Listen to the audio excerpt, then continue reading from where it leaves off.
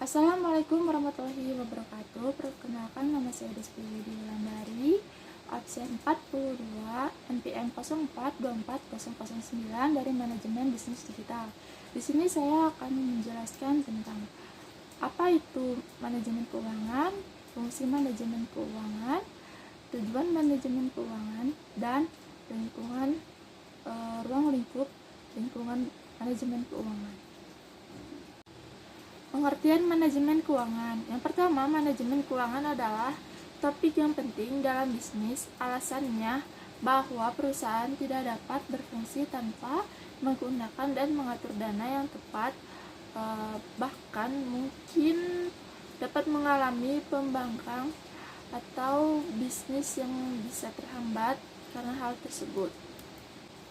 Apa itu manajemen keuangan? Sebelum mengetahui fungsi dan tujuan dari sistem manajemen ini, kita harus mengetahui pengertian mengenai manajemen keuangan itu sendiri. Melalui definisi, banyak orang yang akan menghargai pentingnya konsep dan mengapa hal ini perlu dipertimbangkan dalam lingkungan bisnis yang mereka bangun. Nah, definisi manajemen ini menurut para ahli yang dapat diterima adalah seperti ini. Nah, menurut para ahli SC Kutzkel mengatakan bahwa keuangan berkaitan dengan pengadaan dana dan pemanfaatan yang efektif dalam bisnis. Yang kedua, Weston dan Brickhart mengatakan bahwa manajemen keuangan adalah bidang pengambilan keputusan keuangan menyelaraskan motif individu dan tujuan perusahaan. Yang ketiga, Joseph dan Messi, yaitu mengatakan bahwa manajemen keuangan adalah aktivitas operasional yang bisa bertanggung jawab untuk memperoleh dan memanfaatkan secara efektif dana yang diperlakukan untuk operasi yang efisien. Fungsi manajemen keuangan. Fungsi manajemen keuangan itu ada 3. Yang pertama, perencanaan keuangan dan peramalan. Manajer keuangan harusnya bisa bertanggung jawab untuk merencanakan dan memperkirakan kebutuhan keuangan bisnis. Yang kedua, penentuan komposisi modal. Komposisi modal setelah perencanaan dan peramalan dibuat, struktur modal harus diputuskan, campuran utang dan ekuitas yang digunakan untuk membiayai peluang investasi menguntungkan bagi masa depan perusahaan disebut dengan struktur komposisi modal. Yang ketiga, ada investasi dana. Investasi dana ini manajer keuangan juga harus tahu bahwa memastikan dana yang tersedia untuk bisnis digunakan secara memadai dan menumbuhkan bisnis, sehingga biaya untuk memperoleh dana dan nilai pengembalian harus selalu dibandingkan dan seimbang. Yang keempat, pertahankan likuiditas yang tepat. Kas adalah sumber terbaik untuk menjaga likuiditas bagi perusahaan atau bagi pebisnis. Nah, untuk mengharuskan membeli bahan baku, membayar gaji, dan menangani kebutuhan keuangan lainnya dari perusahaan. 5. Pengelolaan surplus, yaitu menjual surplus aset yang berinvestasi dengan cara lebih produktif dan meningkatkan profitabilitas dan karena meningkatnya ROAC atau ROC. Yang keenam, keuangan. Kontrol keuangan dapat ditafsirkan sebagai analisis yang sangat aktual, didekati dari perspektif yang berbeda pada waktu yang berbeda, dan dibandingkan dengan tujuan jangka pendek dan menengah dan jangka panjang dalam rencana bisnis. Tujuan manajemen keuangan. Yang pertama itu perencanaan keuangan dan peramalan. Manajer keuangan harus bertanggung jawab untuk merencanakan dan memperkirakan kebutuhan keuangan bisnis. Yang kedua, Penentuan komposisi modal. Setelah perencanaan dan peramalan dibuat, struktur modal harus diputuskan, campuran utang dan ekuitas yang digunakan untuk membiayai peluang investasi menguntungkan bagi masa depan perusahaan yang disebut sebagai struktur komposisi modal. Yang ketiga, ada investasi dana.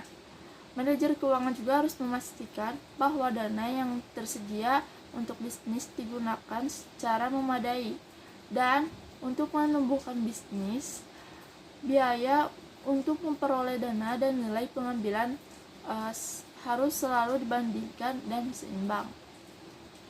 Dan yang keempat, ada pertahankan likuiditas yang tepat. Nah, contohnya seperti tadi kas.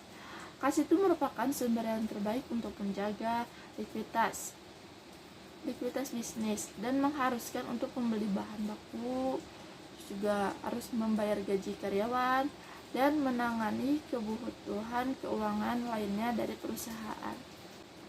Tujuan manajemen keuangan yang pertama itu ada maksimalisasi keuntungan, yaitu salah satu alasan perusahaan memperkerjakan manajer keuangan adalah untuk memaksimalkan laba sambil mengelola keuangan perusahaan. Yang kedua, ada mobilisasi keuangan yang tepat, yaitu pengumpulan dana untuk menjalankan bisnis merupakan bagian inti dari sebuah sistem manajemen keuangan yang perlu ditangani manajer dengan tepat. Yang ketiga, ada kelangsungan hidup perusahaan. Kelangsungan hidup perusahaan sangat penting. Ialah salah satu alasan manajemen mempertahankan untuk memperkerjakan manajer keuangan yang tepat sejak awal. Yang keempat, ada koordinasi yang benar, yaitu harus ada pemahaman dan korporasi yang tepat antara berbagai departemen seperti departemen keuangan, harus memahami dan setuju dengan departemen lain dalam perusahaan agar bisnis berfungsi dengan lancar. Yang kelima, adanya menurunkan biaya modal. Manajer keuangan juga harus mencoba yang terbaik untuk mengurangi modal yang merupakan suatu yang vital bagi bisnis. Mereka yang memastikan uang yang dipinjam menarik sedikit suku bunga yang sehingga perusahaan dapat memaksimalkan keuntungannya. Ruang lingkup pada manajemen keuangan. Nah, ruang lingkup ini adalah hal-hal yang berdampak langsung dengan sistem manajemen keuangan pada sebuah bisnis keputusan investasi, termasuk investasi dalam aset atau yang sering disebut dengan penganggaran modal.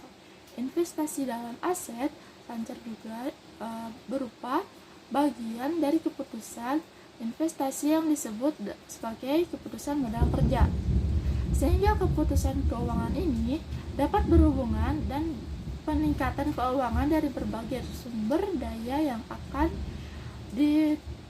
tergantung pada keputusan tentang jenis sumber, periode pembiayaan, biaya pembiayaan, dan pengembaliannya.